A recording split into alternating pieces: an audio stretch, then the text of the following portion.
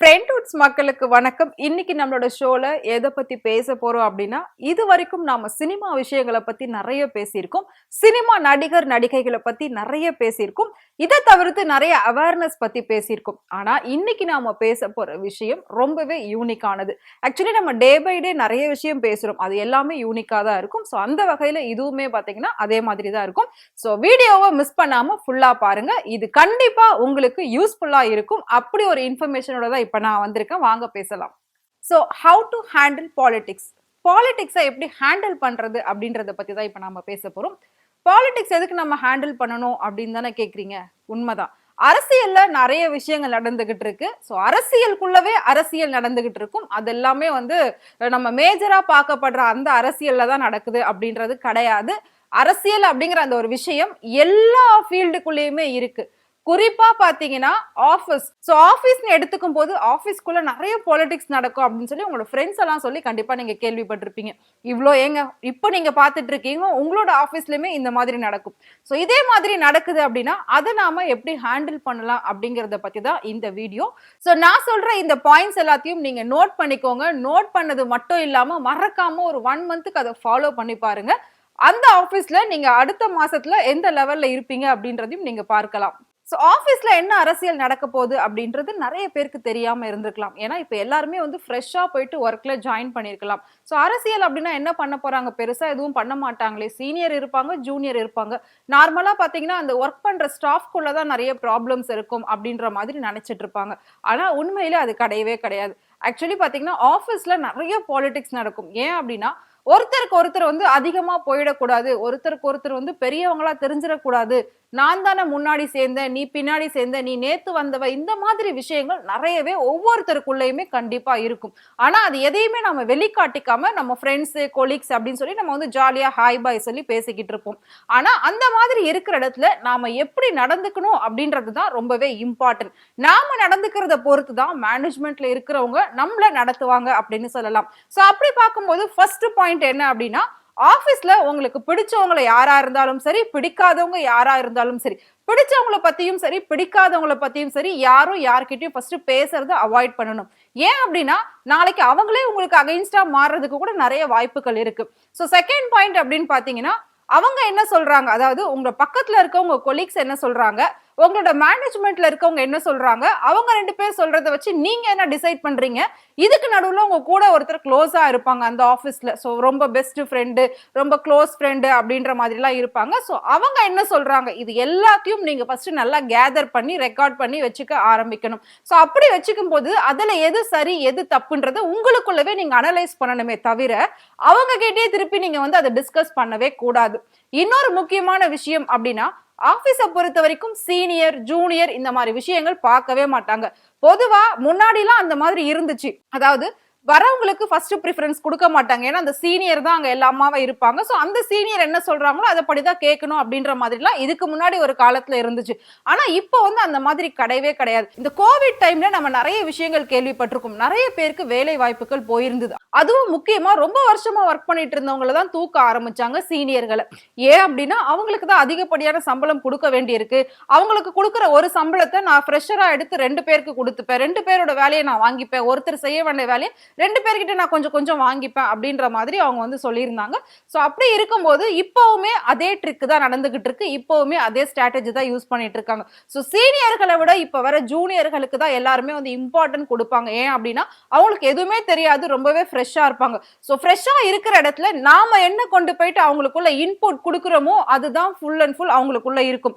அது ஃபர்ஸ்ட் வந்து ஒரு கொலீக்ஸா இருந்தா அவங்க கொடுத்தாலும் சரி, இல்ல மேனேஜ்மெண்ட் லெவல்ல இருந்து அவங்க கொடுத்திருந்தாலும் சரி. சோ ஃப்ரெஷ்ஷா வரவங்க கிட்ட யார் ஃபர்ஸ்ட் அப்ரோச் பண்றோம், எப்படி பேசுறோம் அப்படின்றது தான் அவங்களோட மைண்டுக்குள்ள ஃபுல் அண்ட் ஃபுல் இருக்கும். சோ அவங்க வந்துட்டு அவங்களுக்கு சப்போர்ட்டா தான் இருப்பாங்களே தவிர மத்தவங்களுக்கு ஒரு அகைன்ஸ்டாவோ இல்லாட்டி மத்தவங்களுக்கு சப்போர்ட்டாவோ மாறுறதுக்கான வாய்ப்புகளே கிடையாது. சோ நீங்க யாரையும் நம்பி எந்த ஒரு விஷயத்தையும் ஷேர் பண்ணாம இருங்க. இது எல்லாமே நமக்கு டைரக்டா நடக்கும். இதை நம்ம எப்படியாவது கொஞ்சமாவது கண்டுபிடிச்சு அதுல இருந்து நம்ம தப்பிக்கிறதுக்கு வழி பார்க்கலாம். இன்னொரு மெத்தட் இருக்கு. என்ன அப்படின்னா நம்ம கூடவே இருப்பாங்க, நமக்கு எல்லா விஷயமும் சப்போர்ட்டிவா பேசுற மாதிரியே இருக்கும், நமக்காக எல்லாமே அவங்க குரல் கொடுக்கிற மாதிரி இருக்கும். ஆனாலும் அவங்க என்ன பண்ணுவாங்க அப்படின்னா குழந்தையும் கிள்ளி விட்டு தொட்டிலையும் ஆட்டுறது அப்படின்ற மாதிரி ஒரு பழமொழி சொல்லுவாங்க. அந்த மாதிரி பர்சன்ஸ் ஆபீஸ்ல நிறைய பேர் இருப்பாங்க. சோ உங்களுக்கே தெரியாம உங்களோட விஷயங்கள் எதையாவது அவங்க நெகட்டிவ் பண்ணிட்டு உங்க முன்னாடி வந்து பாசிட்டிவா ஆக்ட் பண்றதுக்கான சான்சஸ் நிறைய இருக்கும். சோ ஆபீஸ பொறுத்த வரைக்கும் பாத்தீங்கன்னா நீங்க யார் என்ன சொல்றாங்களோ ஆமா ஆமா சாமி போட்டீங்க அப்படின்னா அடுத்தது அந்த ஆபீஸோட சாமியா நீங்க தெரியுவீங்க.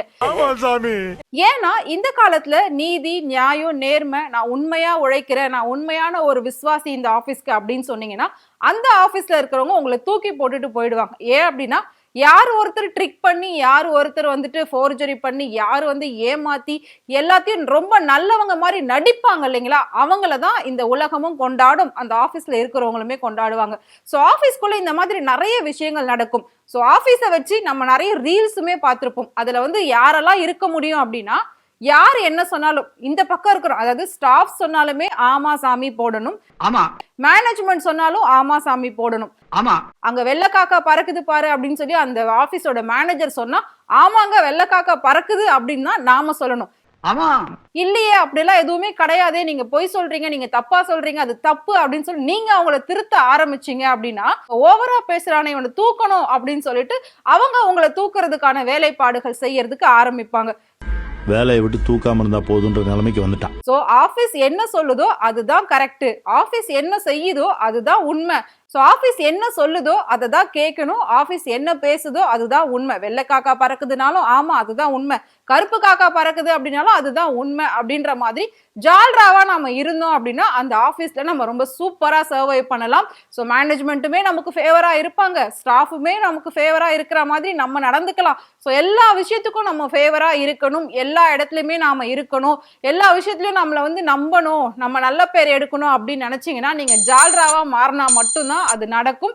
ஏன்னா இந்த காலகட்டத்துல நிறைய விஷயங்கள் அப்படிதான் போய்கிட்டு இருக்கு. சின்ன ஆபீஸ்ல இருந்து ஆரம்பிச்சு பெரிய ஆபீஸ் வரைக்குமா இருக்கட்டும், எந்த ஒரு நிறுவனமா இருந்தாலும் அங்க ஒரு பாலிடிக்ஸ் இருக்கதான் செய்யுது. வீட்லயே நம்மளோட அக்காங்க நம்மளோட தங்கச்சி நம்ம அண்ணன் தம்பிங்க எல்லாம் வேலை பார்ப்பாங்க, வேலை பார்க்குற இடத்துல இந்த பிரச்சனை அந்த பிரச்சனை சொல்லி வீட்டுல வந்து ஈவினிங்ல உட்காந்து பேசுவாங்க. அப்படி பேசும்போதே சொல்லுவாங்க இவன் இப்படி பண்றான் என்ன டார்கெட் பண்றான் நான் என்ன பண்ணாலுமே அவன் பண்ணல அப்படின்னு சொல்றான் அப்படின்னு. உண்மையிலே ஆபீஸ்ல இப்படி ஒரு விஷயம் நடக்கும். நம்ம என்னதான் போட்டு ஹார்ட் ஒர்க் பண்ணி நம்ம என்னதான் எஃபோர்ட் பண்ணி நம்ம என்னதான் இன்வால்வ்மெண்டோட ஒர்க் பண்ணாலுமே பத்தாது இதெல்லாம் ஒண்ணும் கிடையாது இன்னும் கொஞ்சம் செய்யணும் அப்படின்னு தான் சொல்லுவாங்க. ஏன்னா நீங்க செஞ்சுட்டீங்க, நீங்க ஹார்ட் ஒர்க் நீங்க ரொம்ப இன்வால்வ்மெண்டோட பண்றீங்க, நீங்க ரொம்ப டெடிகேஷனா பண்றீங்க, நீங்க வந்து ஒரு சூப்பரான ஒரு பர்சன், உங்களை மாதிரி ஒரு டேலண்டட் பர்சன் இந்த ஆபீஸ்க்கு கிடைக்காது அப்படின்னு சொல்லி மேனேஜ்மெண்ட்ல இருந்து எப்பவுமே சொல்லவே மாட்டாங்க. உங்க வேலை மட்டும் பாக்குறீங்களா, தேவையில்லாம் பேசாதீங்க. ஏன்னா அப்படி சொல்லிட்டாங்கன்னா நம்மளோட டிமாண்ட் கிரியேட் நம்ம பண்ணிடுவோமோ, நம்ம வந்து அதிகப்படியா சேலரி எதிர்பார்ப்போமோ, இதை வச்சு நாம கொஞ்சம் தூக்கி ஆடுவோமோ அப்படின்றதுக்காக அவங்க எப்பவுமே நம்மள மட்டம் தட்டியே வைக்கணும்னு தான் பார்த்துட்டு இருப்பாங்க. ஸோ நமக்கு என்னதான் தெரிஞ்சாலும் சரி நம்ம என்னதான் ஒர்க் பண்ணாலும் சரி அவங்க மட்டம் தட்டுறதுக்கு ஏத்த மாதிரியே நம்ம சைலண்டா போயிட்டோம் அப்படின்னா அந்த ஆபீஸ்ல கிட்டத்தட்ட ஒரு 5 வருஷமாவது சர்வை பண்ணலாம். Sir profession is my first wife sir. Super பா 5000 இன்கிரிமென்ட். ஆபீஸ்ல இன்னொரு விஷயம் அதிகமா பேசப்படும் அதிகமா சொல்லப்படும் என்ன அப்படின்னா ப்ரெஷர் ஓவரா இருக்கு, ஒர்க் அதிகமா இருக்கு, டார்கெட் கொடுக்குறாங்க, நான் அதை அச்சீவ் பண்ணணும். ஸோ அது மட்டும் இல்லாமல் ஸ்ட்ரெஸ் ரொம்ப அதிகமா இருக்கு, என்னதான் பண்ணாலும் வர மாட்டேங்குது, இதுக்கு எனக்கு இன்னும் கொஞ்சம் ப்ரெஷர் கொடுத்துட்டே இருக்காங்க, என்னால் ஒண்ணுமே பண்ண முடியல, அவங்க கொடுக்குற ப்ரெஷர் என்னால் வேலை பார்க்க முடியல அப்படின்னு சொல்லி பல பேர் புலம்புறதை நம்மளால காதுகளால கேட்க முடியுது. ஏன் அப்படின்னா எந்த இடத்துல உனக்கு ப்ரெஷர் அதிகமாகுதோ அந்த இடத்துல நீ டார்கெட் அப்படின்றது தான் உண்மை. நமக்கு கொடுக்க மனசு இல்லைன்னா தாங்க முடியாத ப்ரெஷரை கொடுக்கணும். ஸோ உன்னை அவங்க டார்கெட் பண்ணிட்டாங்க, உன்னை அவங்க கார்னர் பண்ணிட்டாங்க, அதனாலதான் அவங்க அந்த ப்ரெஷரை உங்களுக்கு புஷ் பண்ணிட்டு இருக்காங்க அப்படின்றத நாம ரியலைஸ் பண்ணணும். அப்படி இல்லைன்னா செய்ய முடியாத டாஸ்க்கை கொடுக்கணும். ஸோ அந்த ப்ரெஷரை எதுக்காக அவங்க கொடுக்குறாங்கன்றதை நாம அனலைஸ் பண்ணிட்டோம் அப்படின்னா அதுக்கப்புறம் அந்த ஒர்க்கை நாம கரெக்டா பண்ணி முடிக்க முடியும். ஸோ இதுதான் அப்படின்றத புரிஞ்சுக்கிட்டு நாம செஞ்சோம்னாலே அது ரொம்ப தெளிவா செய்வோம். எதுவுமே புரியாத போது ப்ரெஷர் ப்ரெஷர் ப்ரெஷர்னு சொல்லிக்கிட்டே நம்ம செஞ்சோம் அப்படின்னா நம்ம கரெக்டா செஞ்சிருந்தா கூட அது தப்பா இருக்குமோ அப்படின்ற ஒரு சந்தேகம் நமக்குள்ளவே வந்துடும். அந்த மாதிரி அவங்க வந்து நமக்கு ப்ரெஷர் கொடுத்து நம்மளை வந்து மைண்ட் டார்ச்சர் பண்ண ஆரம்பிச்சிருவாங்க. இவங்களும் அதே நிலைமைக்கு வருவாங்க. சோ அந்த மாதிரி எதுவுமே இல்லாம சோ யார் என்ன வேணா சொல்லிட்டு போட்ட ஏன் ஒர்க்ல நான் கரெக்டா இருப்பேன், இதுதான் என்னோட ஒர்க், இதை நான் முடிச்சிட்டேன் கம்ப்ளீட் பண்ணி, இதுக்கப்புறம் நீங்க என்ன ப்ரெஷர் கொடுக்கணும்னு நினைச்சாலும் அது எனக்கு தேவையே இல்லை அப்படின்னு சொல்லிட்டு நீங்க பாட்டுக்கு உங்க வேலையை பார்த்துட்டு போனீங்க அப்படின்னா கண்டிப்பா நீங்க அந்த ஆபீஸ்ல நான் ஃபர்ஸ்ட் சொன்ன மாதிரி ஒரு 5 இயர்ஸ் நீங்க சர்வை பண்ணலாம். அது மட்டும் இல்லாம ஆபீஸ்ல கூட வேலை பார்க்கறவங்களுக்கு எல்லாம் உங்களை பிடிக்குதோ இல்லையோ மேனேஜ்மெண்ட்டுக்கு உங்களை பிடிக்கணும். இது எல்லாத்தோட மெயின் பாயிண்ட் என்ன அப்படின்னு பாத்தீங்கன்னா ஆபீஸோட மேனேஜ்மெண்ட்டுக்கு உங்களை பிடிச்சிருந்தா நீங்க ஹீரோ, பிடிக்கல அப்படின்னா அந்த இடத்துல நீங்க ஜீரோ. நீங்க என்னதான் ஹீரோயிசம் பண்ணாலுமே நீங்க ஜீரோ. ஏன்னா மேனேஜ்மெண்ட்டுக்கு உங்களை பிடிக்கல, அவங்களோட கார்னர் நீங்க.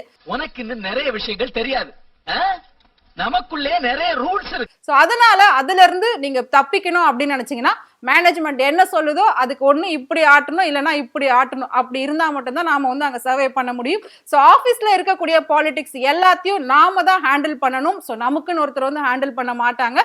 இந்த மாதிரி சின்ன சின்ன ட்ரிக் எல்லாம் நீங்க ஃபாலோ பண்ணீங்க அப்படின்னா கண்டிப்பா உங்களோட ஆபீஸ்ல நீங்க ரொம்பவே ஜாலியா இருக்கலாம். சோ அது மட்டும் இல்லாம பாலிடிக்ஸ் இல்லாம எந்த ஆபீஸுமே இருக்காது. விஜய் வந்து ஒரு ஆடியோ லான்ச்ல சொல்லியிருப்பார், நமக்கு பிடிக்காதவங்க இருந்தா தானே லைஃப் கொஞ்சம் த்ரில்லா அப்படியே கொஞ்சம் நல்லா சுவாரஸ்யமா போகும். சோ அந்த மாதிரி எல்லாம் இருக்கணும். சோ எல்லாருக்குமே நம்மள பிடிச்சு போயிடுச்சு அப்படின்னா அடுத்த கட்டத்துக்கு நம்மளால நகர முடியாது. உசுப்பேத்திரம் கிட்ட உம்முன்னும் கடுப்பேத்திரம் கிட்ட கம்முன்னு இருந்தா வாழ்க்கை ஜம்முன்னு இருக்கும். சோ ஆபீஸ்ல நம்மள யார் எதிர்க்கிறோம்னு நினைக்கிறாங்களோ அவங்கள நாம டைரக்டா எதிர்க்காம மைண்டுக்குள்ள வச்சுட்டு நாம எதிர்க்கிறோம்ல, அந்த ஒரு த்ரில்லிங் இருக்கு பாருங்க, அது எங்கேயுமே கிடைக்காது. அது ஆபீஸ்ல மட்டும் தான் கிடைக்கும். சோ நல்லா என்ஜாய் பண்ணி பண்ணுங்க. தர்மம் தாங்க ஜெயிக்கும், நியாயம் தாங்க ஜெயிக்கும், ஆனா கொஞ்சம் லேட்டா ஜெயிக்கும். சோ இதே மாதிரி உங்க ஆபீஸ்ல பாலிடிக்ஸ் நடக்குது அப்படின்னா அதை வந்து மறக்காம கமெண்ட் பாக்ஸ்ல கமெண்ட் பண்ணுங்க. சோ இதே மாதிரி நிறைய இன்ட்ரெஸ்டிங்கான விஷயங்கள், நிறைய டிப்ஸ் எல்லாம் உங்களுக்கு தெரியணும் அப்படின்னு நினைச்சீங்கன்னா மறக்காம ஃப்ரெண்ட் டூட் சேனலை ஃபாலோ பண்ணிக்கோங்க.